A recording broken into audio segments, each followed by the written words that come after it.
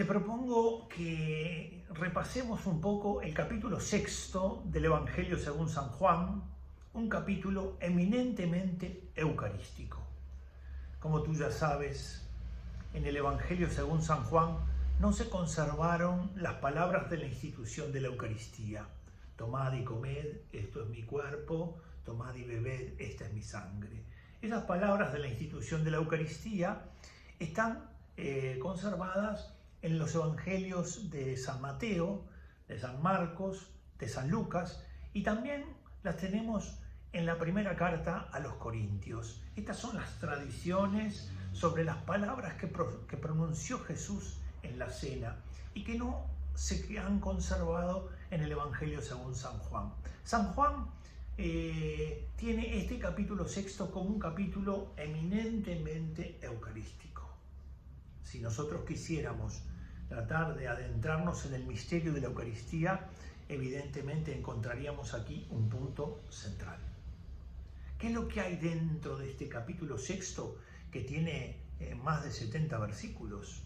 Bueno, lo primero que tenemos al comienzo del capítulo 6 es la multiplicación de los panes, aquel milagro por el que el Señor, multiplicando los panes y los peces, entonces da de comer a una multitud. Por otro lado, luego del milagro, se nos manifiesta que el Señor va a cruzar a la otra orilla y de hecho los discípulos se adelantan y luego Él viene sobre las aguas. En tercer lugar, el discurso del Señor en la sinagoga de Cafarnaúm. El discurso en la sinagoga de Cafarnaúm. Allí estamos en el núcleo mismo de la teología de la Eucaristía. Él es el pan vivo bajado del cielo. Él es. Comer este pan es vivir para siempre. Y este pan es dado para la vida del mundo. Por eso, este capítulo 6 es un capítulo importante y central. Y dentro de la situación difícil que se vive, porque las palabras de Jesús son duras, el que come mi carne y bebe mi sangre, recuerden, estas palabras son duras. Para los judíos, beber la sangre era algo absolutamente escandaloso, absolutamente escandaloso. Ustedes mismos saben cómo en los mataderos, cuando van los rabinos para hacer el famoso corte kosher, desangran los animales. ¿Por qué? Porque la sangre pertenece a Dios. Y en cambio el Señor aparece diciendo: el que come mi carne y bebe mi sangre. Ciertamente que resultan escandalosas las palabras sobre la carne del Hijo del Hombre, pero terribles son también aquellas sobre la sangre. Esto generará inquietudes y hará que algunos se retiren. Y de hecho el Señor ve que es necesario reafirmar más si creen en Él o no, y si sus palabras son palabras de vida, porque por medio de la fe las aceptan, aunque aparezcan escandalosas. Y de hecho, en el final de este capítulo 6 tenemos lo que se llama la crisis Galilea.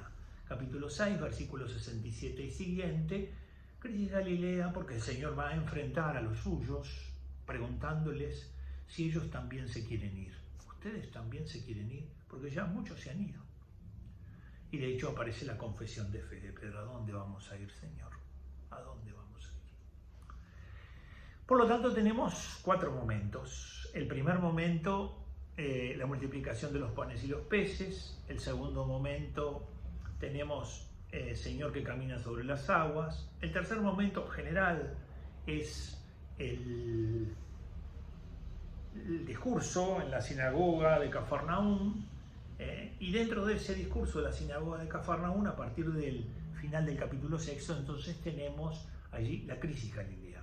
Las palabras del Señor son verdaderamente exigentes, tienen la fuerza de una verdad que nunca se ha escuchado y al mismo tiempo conmueven, es decir, sacuden hasta los cimientos.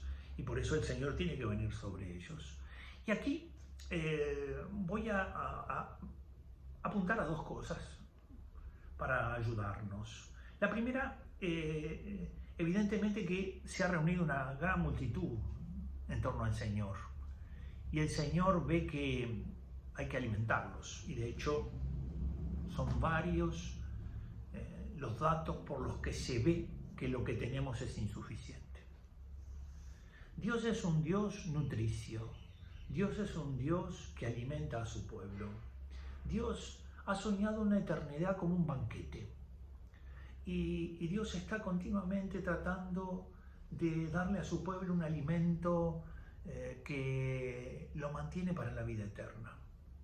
Y de hecho, esta multiplicación de los panes y los peces es, ¿verdad?, anticipo del misterio eucarístico.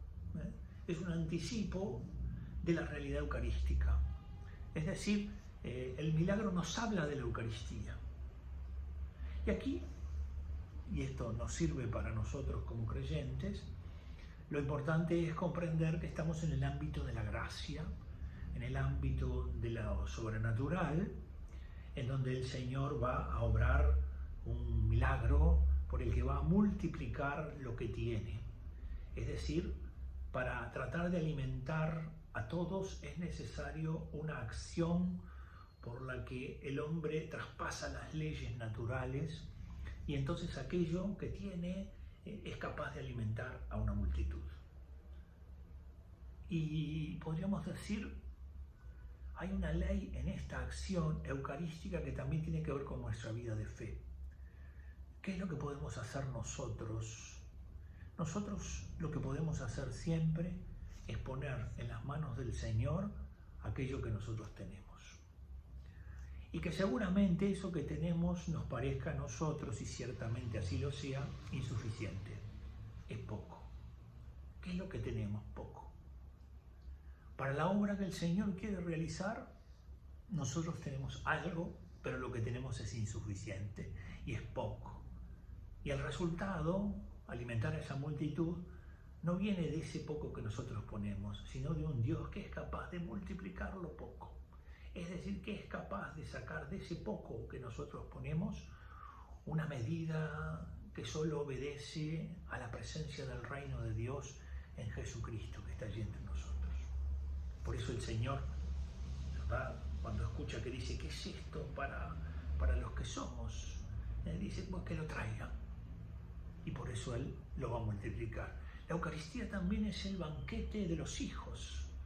Es el banquete por el que los hijos somos admitidos a ser alimentados por el Señor. Es el banquete que nos nutre como hijos. Es el banquete por el que nosotros pregustamos las realidades eternas, el cielo. De allí que siempre tenemos que saber que no somos dignos, obviamente que no lo somos, no somos dignos. Pero si hay algo en nosotros y ese algo que hay en nosotros es poco, entonces el Señor, si con humildad lo ponemos en sus manos, entonces Él lo va a multiplicar. Que el Señor nos enseñe esta ley que hay en esta acción suya, que permanentemente la hace presente. Que el Señor nos enseñe no solo a calcular en función de lo que nosotros podemos o de esas formas que tenemos nosotros para resolver las cosas de nuestra vida. Que podamos saber que hay un ámbito de la acción de Dios que excede, que nosotros no podemos medir, pero que siempre tiene esta impronta. Es decir, el Señor es capaz de multiplicar eso que tenemos nosotros y es capaz, desde nuestra imposibilidad, de obrar un gran milagro. Este es el pan vivo que ha bajado del cielo. Capítulo 6. Hemos comenzado con el capítulo 6. De a poquito vamos introduciéndonos en este capítulo para luego avanzar en el discurso tan bonito, tan profundo allí en Cafarnaúm, en donde el Señor no disminuye las exigencias de seguirlo, porque el Señor sabe que la verdad es la que nos hace libres. Que Dios te bendiga.